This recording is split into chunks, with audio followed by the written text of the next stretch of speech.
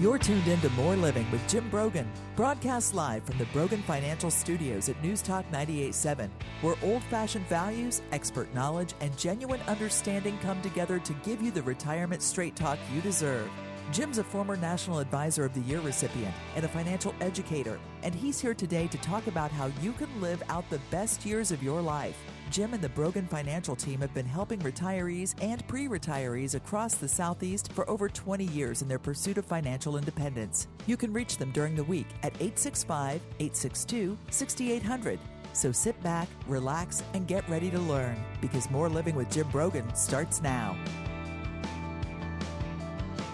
Happy weekend, East Tennessee, and welcome to More Living with Jim Brogan, where it's all about living the best years of your life your way. You're listening to News Talk 98.7 WOKI, and inflation is constantly in the news, and it's easy to see why. When everything we buy costs more, each dollar in our pocket is worth less than it was before. And while it's easy to cut out some unnecessary expenses here and there, no one wants to severely cut back on their lifestyle. Simply cutting back isn't simply an option in many cases. The things we need, like groceries and gas for our car, are all rising, but we'll always need to buy them. This is why it's extremely important to factor inflation into your retirement plan. And while it's nice to hope for the best, sometimes it is prudent to prepare for the worst. No one knows how high inflation will go or for how long, or if it could lead to recession. By the way, it typically does. But you can do something about it. You can create a plan of action. So today in the show, you've come to the right place. We're going to cover how might inflation lead to a recession. We'll also talk about the latest news on inflation.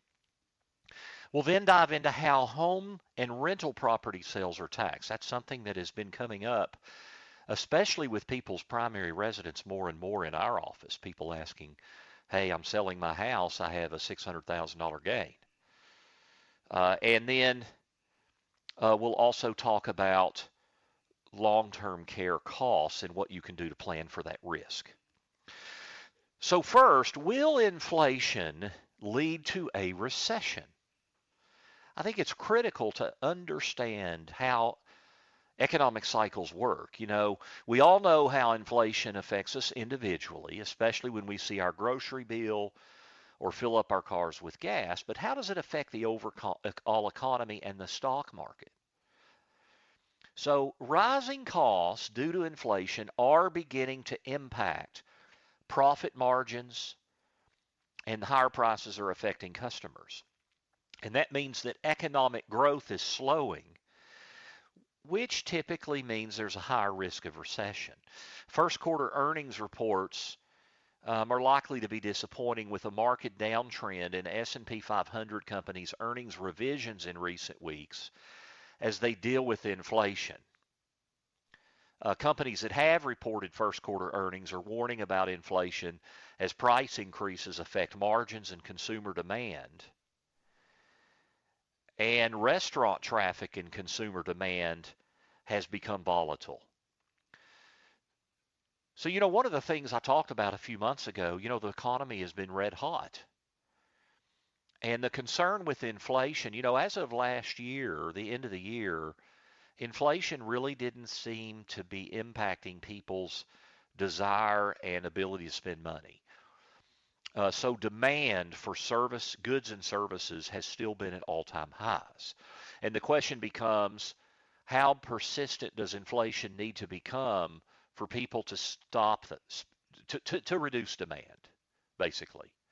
And that's kind of where we've been. And then when the war with Ukraine happened and Russia, it became apparent that inflation would persist longer because of lack of supply.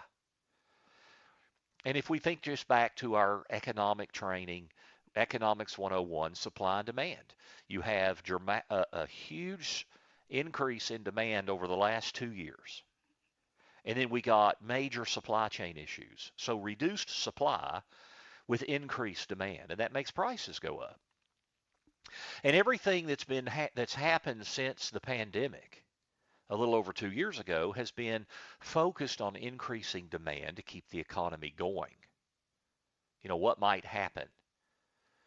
So, both the Federal Reserve policy with printing a lot of money, easy economic policy, interest rates being historically low, that increases demand, increases spending, borrowing, all those things. And then, of course, massive government stimulus throwing money at the issue. So we've had this massive stimulus on the demand side, and there's continued problems on the supply side. And so at some point, though, prices get high enough to where it can be a real problem to the economy. We talked, we've seen the news and we've talked over the last few months about wage inflation. Companies are having to pay more and more to attract good people or to keep good people. And at some point, that wage inflation you'd think has to be passed on to the consumer. As a matter of fact, 356 companies in the S&P 500 cited the term inflation during their earnings calls last quarter. Since World War II, 11 out of 14 monetary policy tightening cycles, in other words, when the Federal Reserve takes policy to tighten money, that could be a combination of money supply and raising interest rates. 11 out of 14 times it's been followed by a recession within the next 2 years. So let's look at how economic cycles work. The economy gets hot, demand exceeds supply, prices start going up. And so the Federal Reserve, one of their mandates, they promote interest rate stability and economic stability, so they start to raise rates to try to reduce the demand. And they do that usually for a couple of years. Then eventually they cause that by raising rates it reduces demand and it causes prices to go back down somewhat, and that triggers recession. And that's how economic cycles typically work. The Fed raises rates. They are trying to create somewhat of a recession. They raise rates to keep inflation down. Eventually they cause prices to go down, and that is a recession.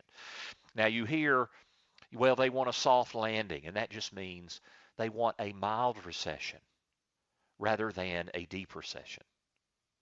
Two things to keep in mind. One is, how long does that mean a recession is imminent? No, it does not necessarily. So be careful with what I'm telling you today. Don't just rush out and panic and sell all your investments. Typically, when the Fed starts raising rates, it takes maybe 2 or 3 years to lead to recession, to end up causing recession. Plus, remember, we normally don't know we're in recession until 6 months into it because it's 2 consecutive quarters of negative economic growth. So it may be 2.5, 3.5 years before we even know we're in a recession. And normally, when the Fed starts increasing interest rates, in the short term, stock prices continue to rise. And that's an interesting phenomenon, but that's how it's happened historically. Now, things are always different, but I don't remember who it was that said, be careful when people say, oh, it's different this time. Things can be different. Things often are the same. So I guess my message is, there's a lot of talk, hey, are we going to see a recession? Number one, yeah, we probably are. I mean, that's how economic cycles work. But number two, it's probably not going to be right away. It's probably going to be a while. And we have to be very careful with our investments at trying to time inflation and trying to time stock market risk, because we don't know when those cycles are one's going to end and the other one's going to begin. And so we have to be careful. One of the real keys to successful long-term wealth management is to stay invested, or let me say this, to be invested when the market surges. So if you get out and the market does surge the next 12 months, I don't know that it will, but if it does, that could be catastrophic. Then what do you do? Do you then buy in when it's up and then right before, or do you then just sit on the sidelines? And what if things keep going up? I mean, I had many people come into my office and, 4 years ago, 5 years ago in 2017, 2018, Jim, this can't keep lasting. The markets just keep going up, up, up. And they were sitting on the sideline. Well, they're still sitting on the sideline, more than likely, because prices have just kept going up. So it's very important that you stay invested to see those booms. But that means you are going to see the bust too. So we're going to get into all of that today. But the bottom line is this is the way economic cycles work. You know, inflation rose 8.5% in March compared to a year ago. It's the biggest increase since 1981. Investors worry that the Federal Reserve's plan to aggressively raise interest rate could hurt economic growth. Well, that's what they're trying to do. That's exactly what they're trying to do. I do think the Federal Reserve has waited too long to address the problem. And I think they're a little panicked now.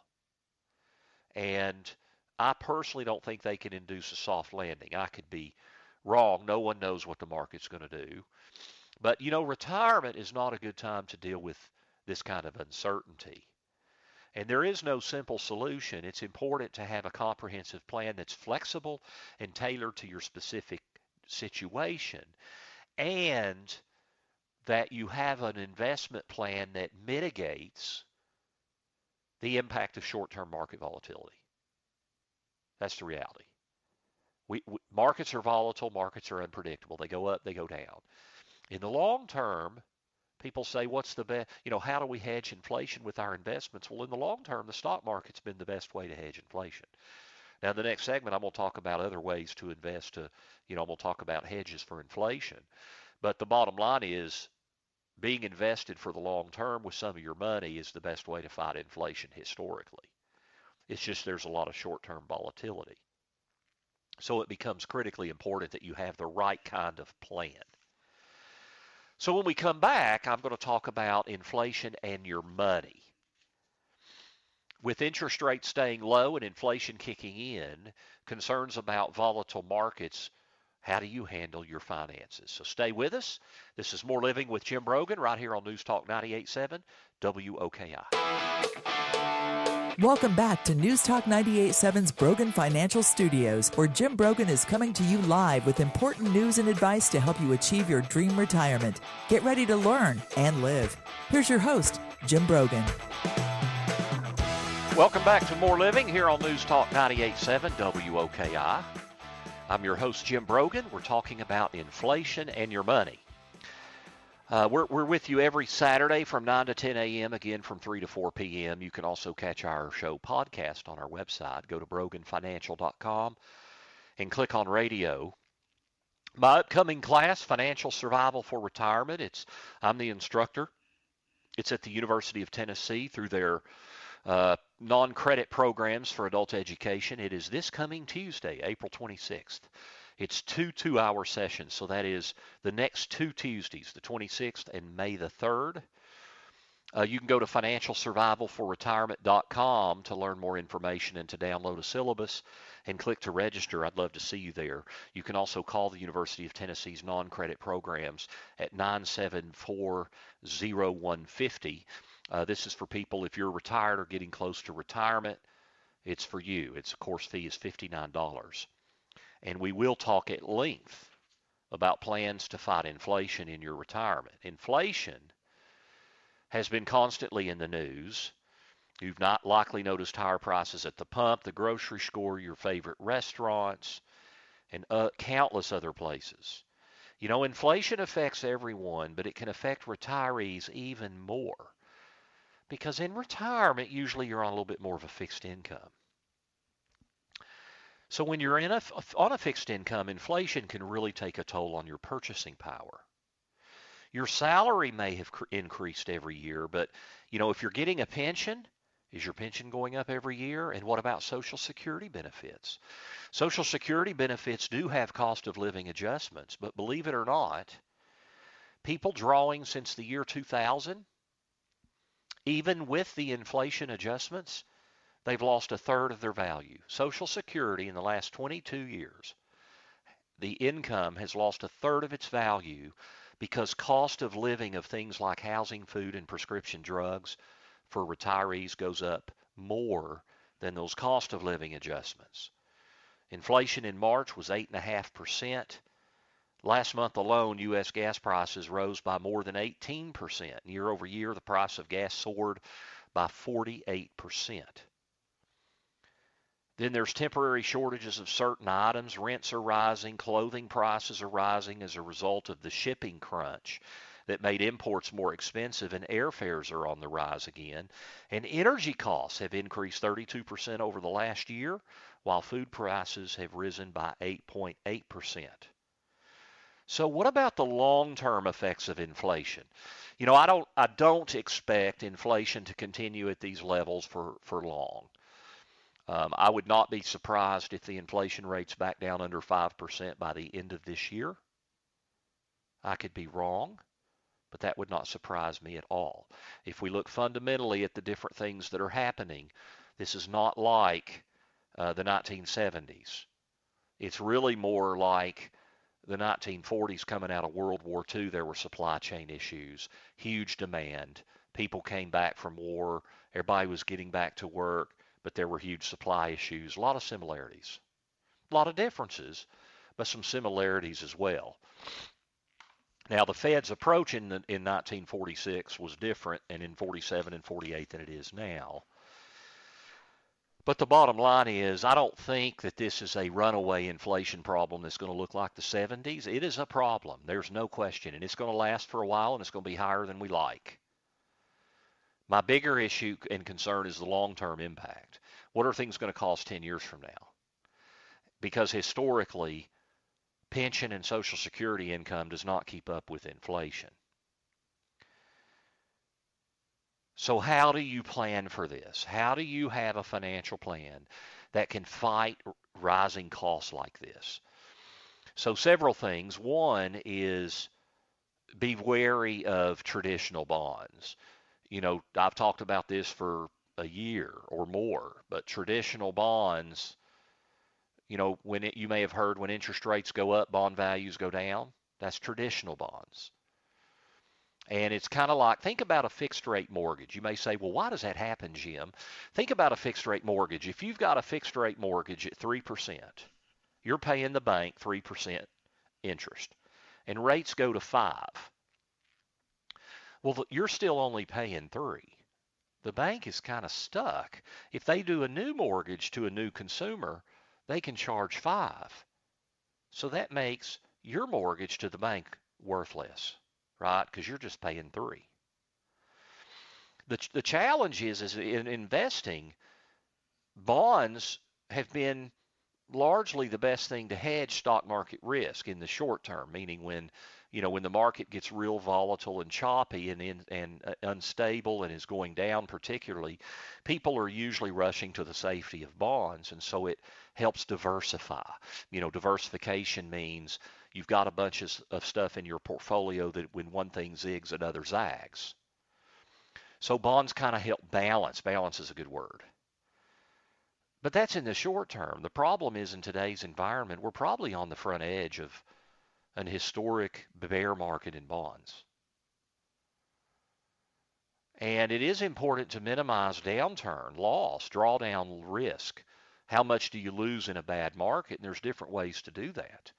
But doing it with the traditional bond investment, which is what most investors have done for the last 50 years, is just not going to be effective in the future.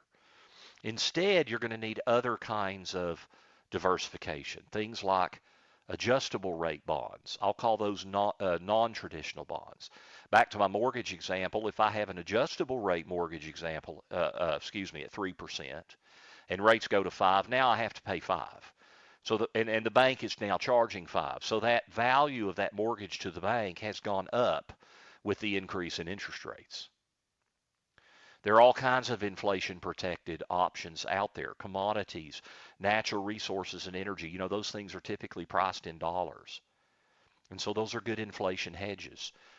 So there's different ways you can invest to diversify in the short term, where you have more things that if one thing zigs, another zags. That way, if the stock market's way down, hopefully not everything is way down. But in the long term, staying invested with a good mix of stock market investing historically has been the best way to fight inflation long term. So it's about having balance and diversification. The other thing is you need to have an income plan that provides stability of income in the short term where you're not dependent on the stock market investments. Markets are volatile and choppy. We never know what's coming next. So you shouldn't be depending, your retirement income should not be depending on what happens next in the stock market. But you know what most people do is they do what we call a total return approach to income. You need income, you sell off across all your investments to draw that income. But that means when it's sharply down, which risk investments will be at some point, you're having to sell them off when they're down and spend them. And then you're going to compound your loss because you've spent that money, it'll never come back. See, it's okay to sell something when it's down and reinvest it, but you don't ever want to sell it when it's down and spend it. So the income plan is so critical that in the short term you don't have to depend on stock market stability because that really doesn't exist. I mean, we can look backwards in the rearview mirror and see times when the stock markets were more stable than at other times, but that's really a word that doesn't go with the stock market, the word stability. Now, what's the short term? Minimum 5 years. Now, you have 5 years worth of income. You don't have to worry about what the stock market is doing from safe and stable holdings. I'd prefer you have 7 or 8, but at least 5. And then you need to be aware of the cruel math of losses. So you do need a risk portfolio if it's going to grow in the next 5 to 7 years. I mean, that does give you some time, but not if you lose too much in a bear market. You know, the cruel math of losses, if you have $100,000 and you lose 50%, you now have $50,000. If you have $50,000 and you want to get to 100, what do you have to make on the 50,000? You've got to make 100%. So you lost 50, you have to make 100 just to get back to break even. If you lose 40%, that's the average bear market since 1900. Happens about every 8 years. You lose 40%, you've got to make 67% to get to break even. That's cruel math. Now, if you lose 25, you have to make 33. If you lose 20, you have to make 25. So what you'll notice, I'm doing this audibly instead of visually, but what you'll notice there, you know, if I lose 20% and I have to make 25 to get back to break even, that math is not nearly as cruel as if I lose 40 and have to make 67% to make it back to even. So it becomes more critical in retirement because even if you create an income plan that you don't depend on that stock market investing in the short term, you're still not investing for 20, 25 years, you know, in terms of before you have to take that money. Now, you do need the growth of your investment over 20 or 25 or 30 years because people are living longer and longer lives. And that's why it's critically important to be invested because that makes inflation an even bigger risk in the long term because you could live well into your 90s. It's happening. I mean, it's on average. So it's important to have a good income plan and investment plan that can get you through choppy periods.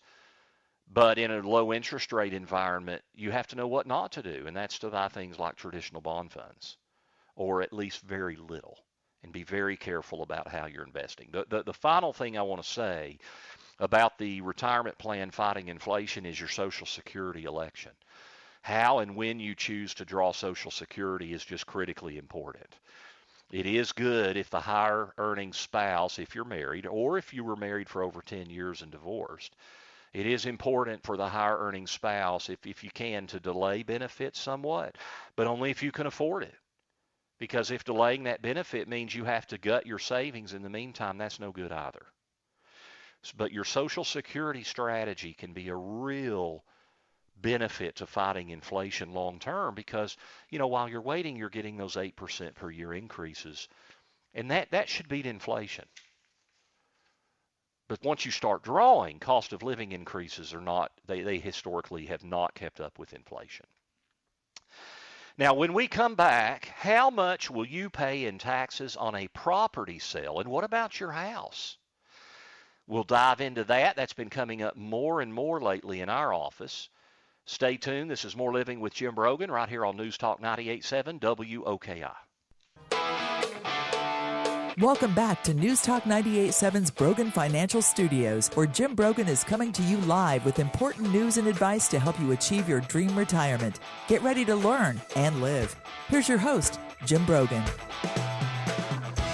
This is More Living with Jim Brogan, where it's all about living the best years of your life your way. We're here on News Talk 98.7 WOKI every Saturday morning, 9 to 10 a.m., and again, 3 to 4 p.m. You can also catch our podcasts, all of our shows, on our website, broganfinancial.com. You can click on radio. My next class is at the University of Tennessee. Financial Survival for Retirement is the name of the class. It's this coming Tuesday. It's the next 2 Tuesdays. It's 2 2-hour sessions, April 26th and May the 3rd. You can go to financialsurvivalforretirement.com to find out more information and to download a syllabus and click to register. You can also call the University of Tennessee directly at 974-0150. I'd love to see you there. We talk about 7 key areas that you need to address in a financial plan to be successful for retirement. Now, how much will you pay in tax on a property sale? You know, this is something coming up a lot more often in our office, not just on investment real estate, but on your home. Home prices are rising. The housing market is red hot, especially here in Knoxville. We got people moving from all over the country, and they're moving from areas that have much higher real estate prices, and that is making our real estate values skyrocket. And I don't think we're on a bubble. Now, I could be wrong, and I'm not a real estate expert. We have had real estate experts on this show, and especially in residential real estate, I think it might be something more where we maybe level off a little bit, but who knows, because people keep moving into the area. So now home sales have steadily risen for decades, and homeowners and landlords have benefited it immensely. But at what point does it make sense for you to sell?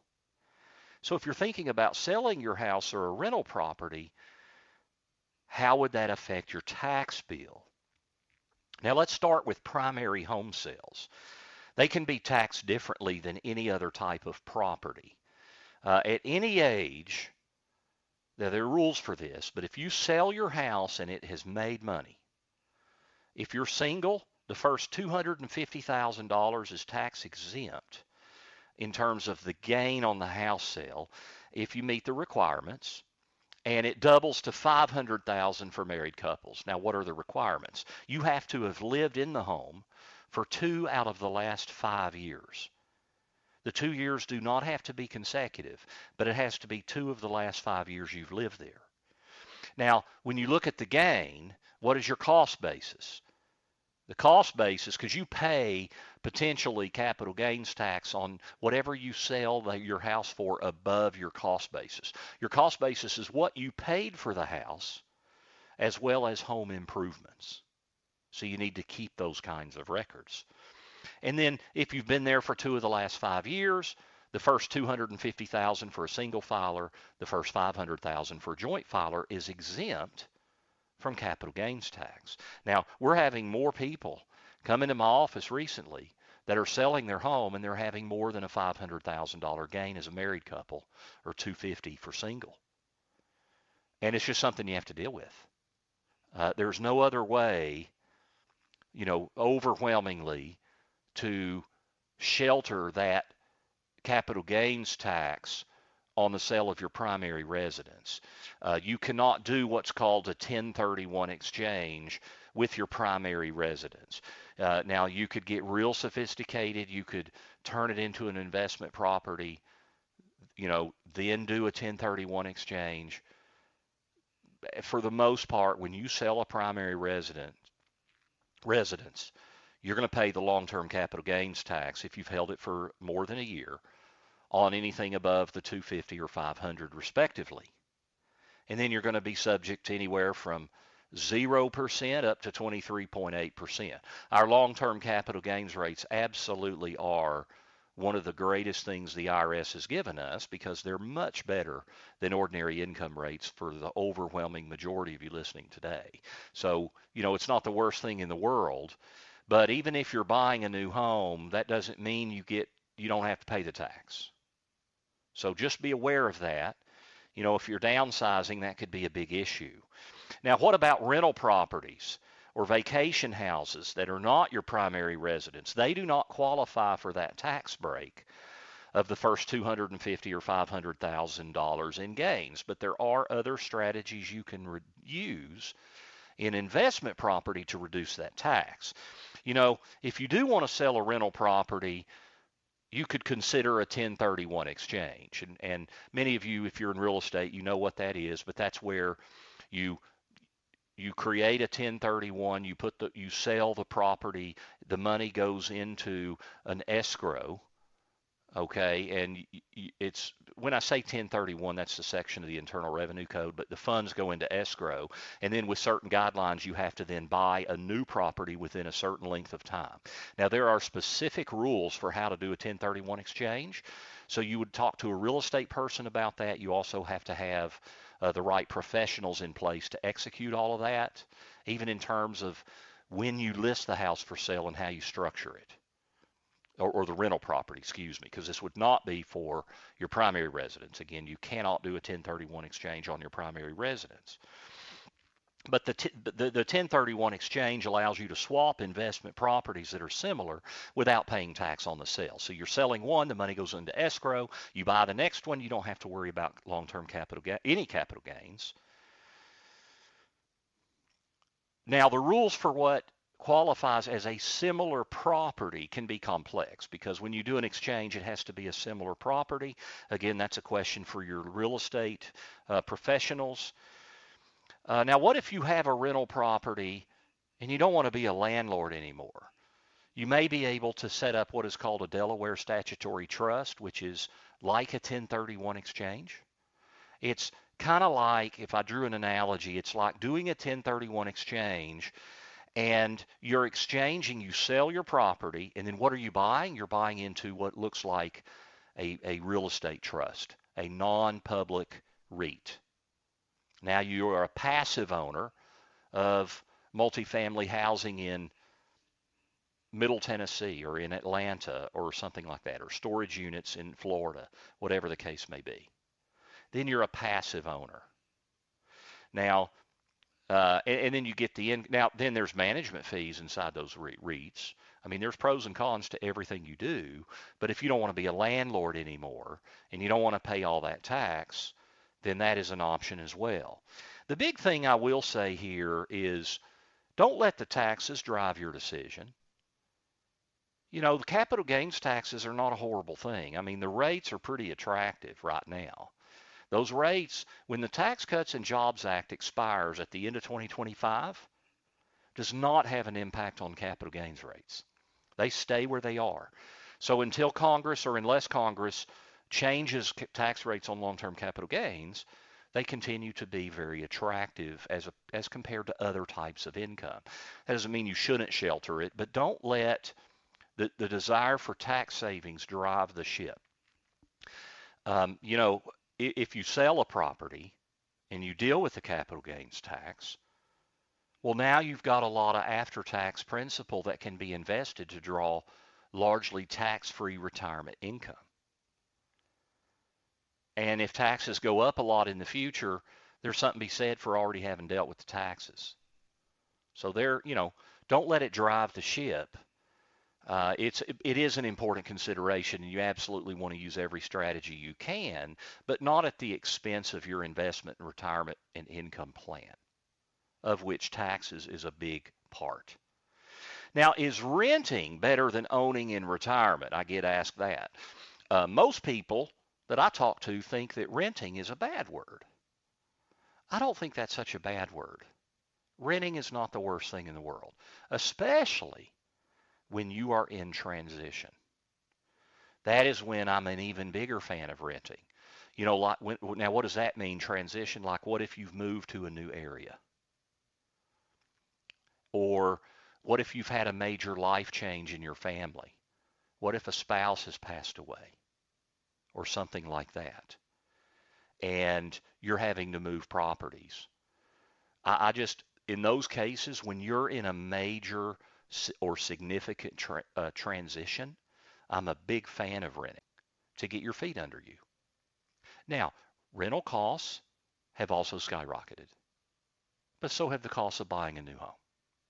So if you're going to be selling something and looking to do something with your property, in terms of where you live, if you're in transition, renting can be a good way to deal with that transition, whether it's a year, 2 years, to help you get your feet on the ground.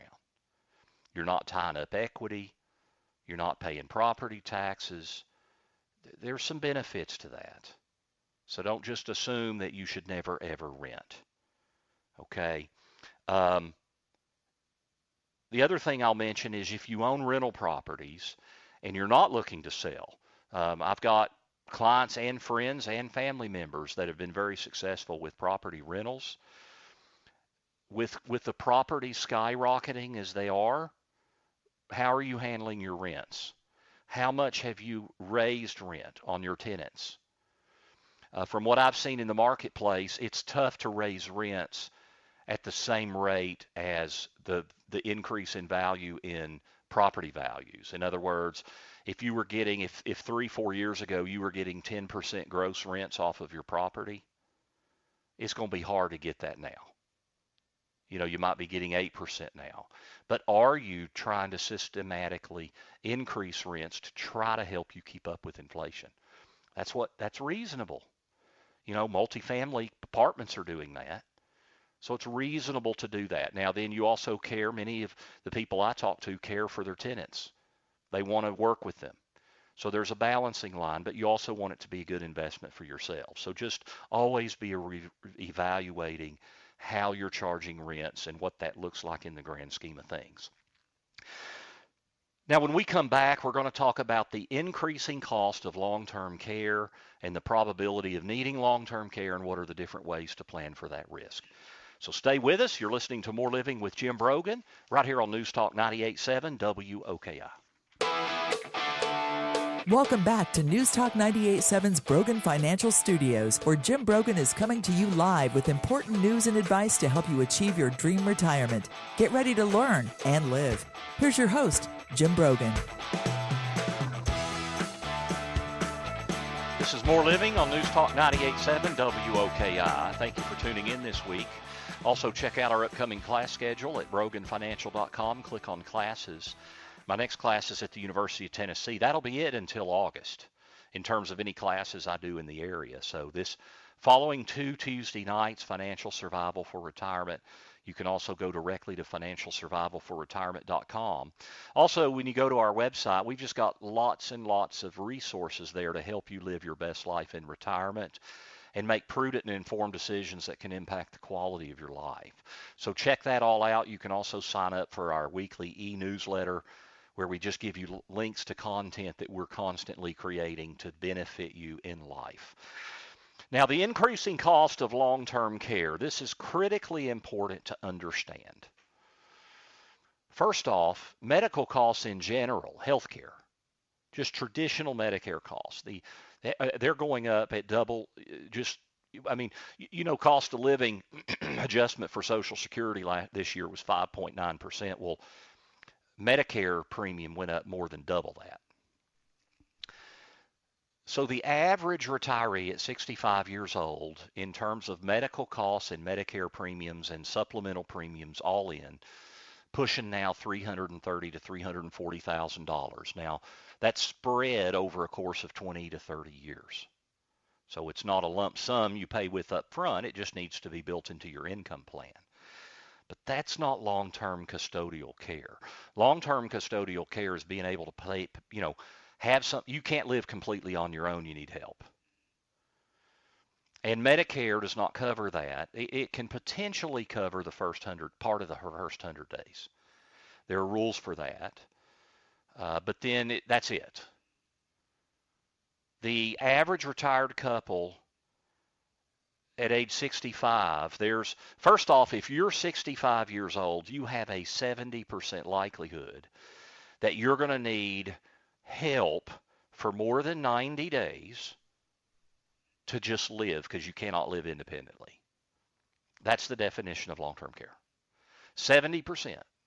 And that means a married couple has just almost right at a 50% likelihood you're going to both need long-term care. The average private room in a nursing home in America today is just over $102,000. Now in East Tennessee, it's closer to 80 to 90, depending on but really 85 to 90. A nursing home, the median cost in an assisted living facility in the country is just under $50,000, $48,612. The median annual cost for a home health aide that is helping you in your home 44 hours a week is a little over $52,000 a year. Now, these costs are high, but remember, you won't be spending money on other kinds of things that you're spending on now. So it's not like, oh my gosh, how am I going to pay all that cost? I mean, you're going to be able to use your income for some of those costs from your Social Security income, maybe pension, investment income, all those things. Also, if you go into a facility, you're probably going to end up selling your house, and then you're not going to have those costs either, and you're going to have more dollars in your pocket to help pay the cost. So most people that I meet with, don't need a plan to supplement, to cover 75-80% of the costs of care. Now, some people can afford to self-pay, but I think that there's a lot to be said for the leverage of some of the insurance alternatives that are out there. Now, first off, how likely is this to impact you? Most of the people that I meet with that come in to see us in our office, I'm not so worried about a 2 or 3 year stay having a dramatic effect on your estate, draining it down and putting pressure on how much you have. What becomes a concern is if it's a long stay, 7, 8, 10, 12 years. Typically, if you're institutionalized after 4 years, it's usually going to be some kind of cognitive issue, mental issue, dementia, something like that. And the average stay for dementia is a little over 7 years. So that is where it becomes problematic. And so there are different insurance options that can help with that. I'm a big fan of the hybrid life insurance and long-term care insurance options where if you don't need the coverage, you have a death benefit. You have a base life insurance policy. If you need it for long-term care, you can start paying it out for long-term care. If you don't need it for long-term care, it'll pay a death benefit to your spouse or your kids or whomever you want. And those are attractive because you're going to get a benefit somewhere. And also, most of those policies, once you have it, they cannot ask for more money. They can't come back later and say, well, this is more expensive than we thought. You have to pay more money.